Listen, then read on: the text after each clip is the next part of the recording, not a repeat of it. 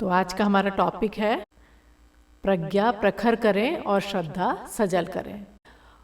पूज्य गुरुदेव का परिचय, पहचान, उनका आशीर्वाद उनके द्वारा दिए गए ज्ञान में है।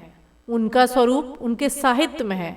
जो उन्हें पाना चाहते हैं, उन्हें अपनाना चाहते हैं, उन्हें उनको इसी रूप में पहचानना होगा, स्वीकार करना होगा। यदि हम गुरुदेव को अपनाना चाहते हैं, पाना चाहते हैं, सही रूप में उनको स्वीकारना चाहते हैं, तो उनके द्वारा दिए गए ज्ञान, उनके द्वारा दिए गए इस अद्भुत विचारों की जो श्रृंखला है उसमें उनको ढूंढना होगा। अगर ऐसा ना किया जा सका तो फिर उससे वंचित ही रहना पड़ेगा। इसके अलावा उनके सानिध्य लाभ का अन्य कोई उपाय नहीं है, क्योंकि ज्ञान से ही सुख है, संपदा है, समृद्धि है। अज्ञान से ही दुख है, विपदा है, विपत्ति है। अगर किसी को दुख से, विपदा से, विपत्ति से छुटकारा दिलाना है तो उसे ज्ञान देना होगा, समझ देनी होगी। सुख, संपदा और समृद्धि पाने का यही एक उपाय है। इसके अलावा अन्य कोई उपाय नहीं है। अज्ञान के रहते किसी को किसी भी तरह के दुख, विपदा, विपत्ति से निवृत्ति नहीं मिल सकती। तो देखिए, दुख के 3 कारण माने गए हैं: अज्ञान, अशक्ति और अभाव।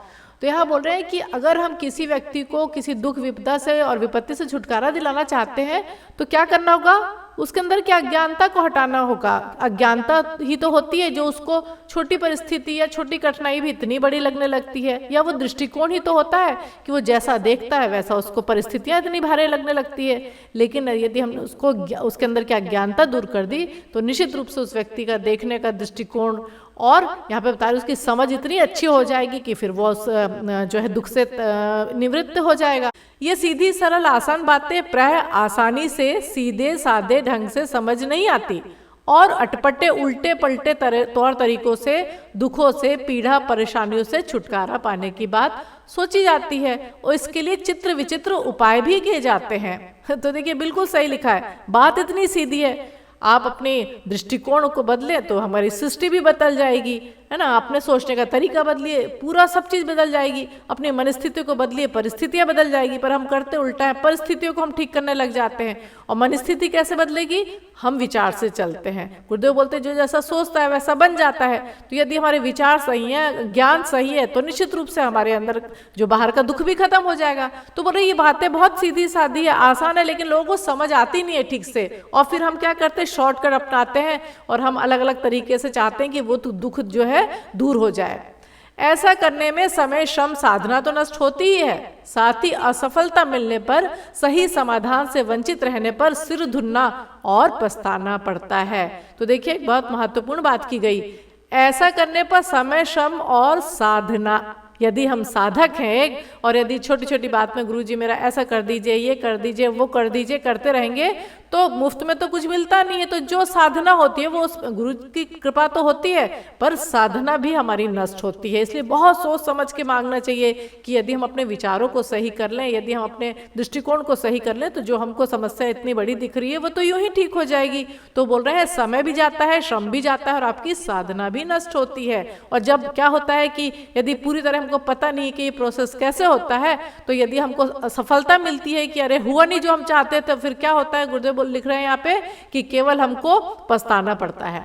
परम पूज्य गुरुदेव जब हम सबके बीच थे तब भी ऐसी अटपटी और विचित्र सोच वाले लोग उनके पास आते रहते थे, जो अपने दुखों से छुटकारा पाने के लिए कई बार गुरुदेव का इस्तेमाल किया हुआ सामान, उदाहरण के लिए सुराही, चश्मे का कवर आदि मांग कर अथवा चोरी चुपके से ले जाते। इसके पीछे उनकी सोच यह होती कि गुरुदेव द्वारा उपयोग में लाई जा चुकी चीजों में कहीं ना कहीं कोई ऐसी खास बात तो जरूर होगी जिससे उनकी तकलीफ, पीड़ा, परेशानी बड़ी आसानी से छूमंतर हो जाएगी। तो यहाँ बोल रहे हैं कि कई बार लोग आते थे और दुखों से छुटकारा पाने के लिए गुरुदेव का जो इस्तेमाल की हुई चीजें थी उसको या तो मांग लेते थे या चोरी छुपे उठा के ले जाते थे। और उनको लगता था कि जरूर हमारी तो अब तो हमारे इतने सिद्ध साधक की हमारे पास वो चीज है तो हमारा तो दुख यूं ही तकलीफ हमारी खत्म हो जाएगी। ये अटपटी बातें कई बार तो हंसी का माहौल पैदा कर देती और कई बार बड़ी विचित्र व्यवहारिक कठिनाइयां पैदा कर देती थी। ऐसी ही एक घटना तब हुई जब एक दोपहर एक सज्जन गुरुदेव से मिलने आए। तो देखिए, अब यहाँ पे एक जो है अनुभव बताया जा रहा है कि देखो कैसे कैसे लोग करते हैं और कई बार तो हंसी का कारण भी बन जाते हैं। देखने में वे बड़े उच्च पद पर काम करने वाले प्रौढ़ आयु के व्यक्ति थे, यानी बुजुर्ग थे। मिलने पर उन्होंने अपनी कुछ बातें परेशानियां गुरुदेव से कही, बाद में चले गए। थोड़ी देर बाद गुरुदेव को टॉयलेट जाना हुआ। उन्होंने अपनी चप्पलें तलाशी, पर वहां तो चप्पलें थी ही नहीं। पहले वो थोड़ा खींचे, फिर हंस दिए और बोले, अभी थोड़ी देर पहले जो व्यक्ति मिलने आया था जरूर वह चप्पलें उठाकर ले गया होगा, जाओ उसे बुलाकर तो लाओ। नीचे उतर कर जाकर देखा तो वह व्यक्ति अभी दूर नहीं गया था। उससे जाकर कहा गया, आपको परम पूज्य गुरुदेव ने बुलाया है। तो देखिए, गुरुदेव टॉयलेट गए और देखा तो चप्पलें नहीं है। गुरुदेव तो अंतर्यामी, उनको सब समझ आ गया। बोले, जाओ भाई, वो व्यक्ति जो आया उसको आप बुला के लाओ। अब क्या हुआ, यह सुनते ही वो थोड़ा सकपकाया, घबराया, फिर रुआसा हो गया। उसे स्वयं ही अपनी स्थिति में समझ नहीं आ रही थी कि वो आखिर करता तो क्या। बड़ी विवशता में वो बुलाने वाले के साथ चल दिया। ऊपर पूज्य गुरुदेव के कक्ष में पहुंचने पर गुरुदेव ने बड़े ही शांत स्वर में कहा, बेटा तुमने यहाँ से चप्पलें उठाई है। जवाब में वह कुछ बोल ना सका, बस फूट फूट कर रो पड़ा। तो देखिए, जब उसे बुलाया गया तो कई बार ऐसी स्थिति बड़ी अजीब हो जाती है कि चोरी पकड़ी गई, लेकिन वो बेचारा चला। तो गुरुदेव ने बड़े उससे पूछा, तुमने चप्पलें उठाई है? तो रो दिया वो। गुरुदेव भी उस पर नाराज नहीं हुए, बड़े प्यार से उन्होंने उसके सिर पर हाथ फेरा और उसने धीरे से अपने बगल में दबाई हुई चप्पलें निकाल कर रख दी और बोला, रोते रोते बोला, गुरुदेव मैं इन दोनों बहुत परेशान हूं। उत्तर में गुरुदेव बोले, बेटा हम तेरी परेशानियां जरूर दूर कर सकेंगे, पर तू तो पढ़ा लिखा लगता है। तुझे क्या मालूम नहीं, किसी तपस्वी की तपस्या, उसका तप बल, उसके संकल्प और उसकी प्रार्थनाओं में होता है। उसके विचार उसकी तपस्या से अभिसिंचित होती है। वह व्यक्ति बड़े ध्यान से गुरुदेव की बातें सुनता रहा। गुरुदेव ने पूछा, तुम क्या करते हो? जवाब में उसने बताया, वह केंद्र सरकार के किसी विभाग में महानिदेशक है। यह सुनकर गुरुदेव उससे बोले, बेटा तुम मेरा कुछ ले जाना ही चाहते हो तो मेरा साहित्य ले कर जाओ। मेरी तपस्या की ऊर्जा मेरे विचारों में, मेरे लेखन में, मेरे साहित्य में है। अच्छा तो यह है कि तुम मेरी पुस्तकें ले जाओ और उन्हें स्वयं पढ़ो, साथ में औरों को पढ़ाओ। और गुरुदेव क्या बोला, एक बहुत बड़ी बात, स्वयं पढ़ो और औरों को पढ़ाओ। ये बात हमको बहुत ध्यान रखनी है। कई बार हम लाते हैं बुक और रख लेते हैं, तो क्या हुआ, हम तक वो बुक सीमित हो गई। लेकिन यदि हम उसको, जैसे हम कई बार और कितनी बार कहा गया है कि कुछ कुछ हम गिफ्ट देते हैं, कुछ दूसरी चीजें देते हैं उपहार में, उसके बदले गुरुदेव का साहित्य दें। हम पूरे एक व्यक्ति का जीवन बदल सकते हैं और उसके बाद कितने लोगों का जीवन बदलेगा हमको नहीं पता। तो गुरुदेव बोल रहे हैं कि खुद पढ़ाओ, दूसरों को पढ़ाओ। अब कई बार अगर किताबें नहीं है तो अगर हम खुद सत्संग में आ रहे हैं तो दूसरों को भी लेके आओ, ताकि बेटा अच्छी चीजें मिल बांट के खाई जाती हैं, अकेले तो नहीं खाई जाती हैं। तो यहाँ गुरुदेव बोल रहे हैं कि जो भी आप कुछ अच्छा करो, गुरुदेव को चाहे विचार पढ़ो, स्वाध्याय में जाओ, सत्संग में जाओ, तो दूसरों को जरूर वहां पे लेके जाओ या उनको आमंत्रित करो कि भाई मुझे भी ये लाभ हो रहा है, आपके जीवन से भी वो कष्ट कठिनाइयां दूर हो जाएंगी। ऐसा करने से न केवल तुम्हारी समस्याओं का समाधान होगा, बल्कि औरों की समस्याओं का समाधान करने में मदद मिलेगी। तो देखिए, गुरुदेव के लिखे वाक्य हैं यहाँ पे कि खुद की तो समस्याओं का समाधान होगा, पर दूसरों की समस्याओं का समाधान होगा, क्योंकि आप एक पुण्य कार्य तो कर ही रहे हैं और साथ में गुरु कार्य से भी दूसरों को जोड़ रहे हैं। तो ऑटोमेटिक गुरुदेव की कृपा आशीर्वाद तो बरसेगा। इसलिए जरूर जरूर हम ध्यान रखें, चाहे वो माध्यम कोई भी हो सकता है, स्वाध्याय हो सकता है, अखंड ज्योति हो सकता है, किताबें हो सकती हैं, कोई आप यूट्यूब की लिंक हो सकती है, कोई व्हाट्सएप के अलग अलग चीजें हो सकती हैं। जरूर हमको बांटना चाहिए, अच्छी चीजें हमको बांटना चाहिए।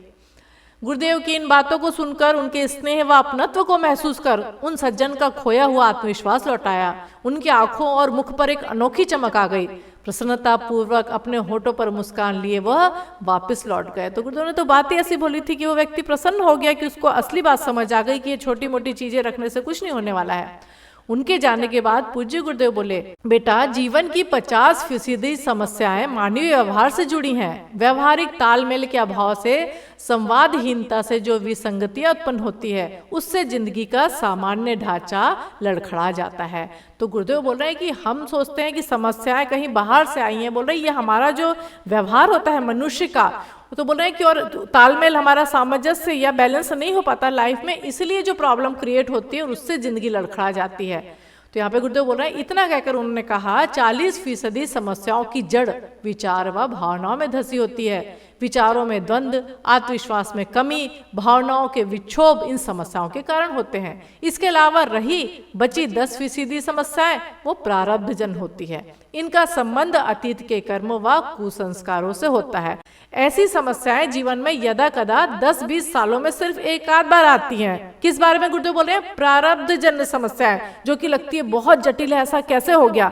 लेकिन हम सभी जानते हैं हमारे जीवन में भी ऐसा हो सकता है कि इतनी कठिन और जटिल समस्या आई हो कि लगा कि बस अब तो क्या हो जाएगा। लेकिन हमारे सामने इतने सामर्थ्यवान गुरु और माता जी हैं कि वो हमारी समस्याओं को बहुत हल्का फुल्का करके निकाल देते हैं। तो यहाँ बोल रहे हैं गुरुदेव कि वो समस्याएं भी कभी कभी आती हैं, हाँ, इनके समाधान के लिए तपस्या व आध्यात्मिक अनुष्ठान व महापुरुषों का आशीर्वाद जरूरी होता है समाधान के लिए। क्योंकि कई लोग हैं जो भुगतते हैं बेचारे और कई बार तो जीवन भी समाप्त हो जाता है। लेकिन यदि तपस्या है, आध्यात्मिक अनुष्ठान है, तो गुरुदेव बोले अनुष्ठान भी कितना काम करते हैं उसकी शक्ति, और महापुरुषों का यानी परम पूज्य गुरुदेव का आशीर्वाद भी उसके साथ बहुत ज्यादा काम करता है। कुल मिलाकर खान पान, रहन सहन, बातचीत, व्यवहार, सोच विचार, आत्मविश्वास, ईश्वर विश्वास की व्यवस्थित कर जिंदगी में आध्यात्मिक दृष्टिकोण अपना लिया जाए तो जीवन सहज ही समस्या मुक्त हो जाएगा। तो देखिए जो जीवन में समस्याएं दिखती हैं, गुरुदेव बोल रहे हैं कि कैसे आप उनसे मुक्ति पा सकते हो। तो बोल रहे हैं अपना खान पान सही रखें, रहन सहन सही रखें, अपना व्यवहार सही रखें, अपनी सोच को सही रखें, आत्म विकास के लिए प्रयास करते रहें, और साथ में ईश्वर विश्वास। यदि हम ये सब रखते हैं और जिंदगी को व्यवस्थित कर लेते हैं तो निश्चित रूप से हमारा जीवन में कोई समस्या नहीं रह सकती। गुरुदेव हमेशा बोलते हैं बेटा समस्या आपके ऊपर है कि आप किसको समस्या मानते हो। समस्याएं नहीं आएंगी तो हम निखरेंगे कैसे, और यदि हम उसको चैलेंज मान के निखर जाते हैं तो और भी ज्यादा जीवन में लाभ ही लाभ मिलता है। यह कहकर उन्होंने कहा, मैंने जीवन की प्राय सभी समस्याओं पर गहराई से सोचा है, उन पर गहन चिंतन किया है, बाद में उन्हें अपनी अनुभूतियों में भिगोकर अपनी तपस्या से अभिसिंचित कर लिया है। इसके पीछे ऐसा करने का उद्देश्य सिर्फ एक ही रहा है कि हमारे बच्चे हमारे रहते और हमारे बाद परेशान ना हो। तो देखिए गुरुदेव की कितनी जो बोलते ना, इसीलिए उनको प्रखर और सजल श्रद्धा बोला हो जाता है। ऐसी भावनाएं जिसको एक माँ के हृदय में होती है। गुरुदेव बोलते हैं ना कि जैसे माता पिता अपने बच्चों को सोचते हैं कुछ कष्ट ना हो, तो गुरुदेव क्या बोल रहे हैं कि हमने जीवन की समस्याओं पर बहुत गहराई से सोचा और चिंतन किया, और बाद में अपनी अनुभूतियों में कि हमने जो उसका समाधान निकाला अपनी लेबोरेटरी में अपनी तपस्या के माध्यम से, तो बोले इतनी जो मेहनत की है गुरुदेव बोल रहे हैं वो बेटा बच्चे आप लोगों के लिए किए। गुरुदेव बता रहे हैं क्यों किया, उसका उद्देश्य एक ही है कि हमारे रहते या हमारे बाद, रहते और बाद हमारे बच्चे परेशान ना हो।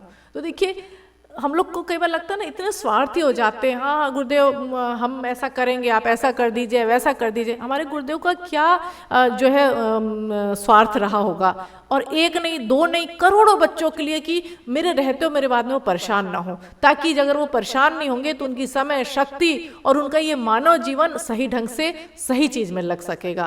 तो ऐसे गुरु तो बोलते हैं ना कि लाखों करोड़ों में एक बार आते हैं, और जिसको बोलते हैं ना कि अभी तो शायद कई लोग गुरु जी को ठीक से जान भी ना पाए हैं, पर जैसे बोलते हैं ना कि स्वर्ण अक्षरों में ये सब लिखा जाएगा हिस्ट्री में। जब बात होगी ना कभी गुरुदेव की कि ऐसा भी कोई महामानव आया था, सहजता से जीवन के सिद्धांतों को समझ सके, जिंदगी का समग्रता में परिचय पा सकर उसे सफलता पूर्वक जी सके। भोजन तैयार करके मैंने रख दिया है, परोसना, खाना और खिलाना तुम लोगों को है।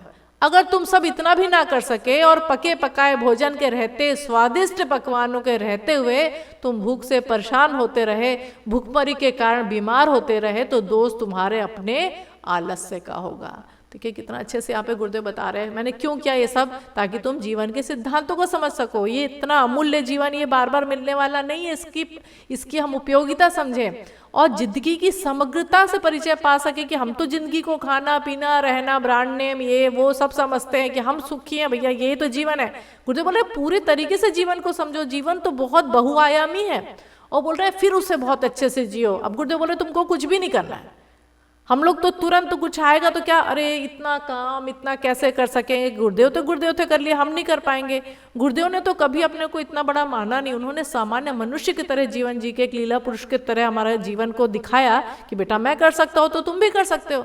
तो गुरुदेव बोले सब पक्का हुआ रखा है, लेकिन इतना पका पका है भोजन स्वादिष्ट पकवानों के रहते भी यदि तुम परेशान हो कि अरे क्या करें भूखे हैं, यानी उसके बाद भी अगर आप जीवन से परेशान हो तो गुरुदेव बोल रहे ये तो तुम्हारे अंदर का आलस्य प्रमाद ही हो सकता है। परम पूज्य की ये बातें आज के दौर में पहले जितनी खरी हैं, बल्कि यह कह सकते हैं कि अब तो इस जमाने में और ज्यादा उसकी उपयोगिता बढ़ गई है। सद्विचारों की जरूरत जीवन के हर क्षेत्र में बड़ी तीव्रता से महसूस की जा रही है। परिवारों में विग्रह हो रहे हैं, पति पत्नी के बीच तनाव हो रहे हैं, तलाक की बातें बड़ी सामान्य हो गई हैं। किशोर अवस्था के लड़के लड़कियां अपराध और अवसाद यानी टेंशन का बोझ जी रहे हैं। युवा पीढ़ी भटकती नजर आ रही है। जो पेरेंट्स है, अभिभावक घर परिवार और अपने कामकाज के बीच बैलेंस नहीं बिठा पा रहे हैं। घरों की महिलाएं अपनी स्वास्थ्य समस्या के साथ अनेक मनोरोगों को ढोए जा रही हैं। इसी तरह बड़े अफसर, छोटे कर्मचारी, नेता, अभिनेता कहीं ना कहीं मानसिक घवर में उलझे हुए हैं। तो बोल रहे ऑल इन वन, सब समस्याओं का समाधान गुरुदेव ने अपने पूरे साहित्य में, और जो बातें आज हम पढ़ रहे हैं ये बहुत पहले की लिखी हैं और पहले के अनुभव हैं, लेकिन आज भी उतनी ही ज्यादा समय के अनुसार एकदम सटीक बैठती हैं। इन सबको दिशा चाहिए, जो ये बातें की गई, इन सभी को मार्ग और मार्गदर्शन चाहिए, और यह सब करने की जिम्मेदारी हम पर है, हम सब पर है। हम में से हर एक को, जो परम पूज्य गुरुदेव का अंग अवयव कहा जाता है, उसे ही यह दायित्व वहन करना होगा। देखिए क्या बता रहे हैं गुरुदेव, सब पूरी दुनिया भटक रही है उस ज्ञान के लिए। उनको कोई दिशाहीन हो गए हैं लोग। ये जो इतने सब हर श्रेणी की बात की गई, सब परेशान है। तो गुरुदेव बोल रहे हैं सबको दिशा और जीवन को बदलना है, मार्ग और मार्गदर्शन चाहिए। तो कौन लेगा जिम्मेदारी?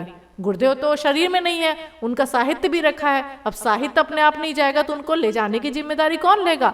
गुरुदेव बोले तुम सब बच्चे लोग, बोलते तो बड़े उससे हैं, अंग अवयव है, लेकिन क्या अंग अवयव सब बैलेंस है, शरीर सही चल रहा है? तो यह आत्मचिंतन का विषय है। यह ही शिष्य धर्म है, युग धर्म है और मानव धर्म है, जिसे निभाए बिना छुटकारा नहीं है।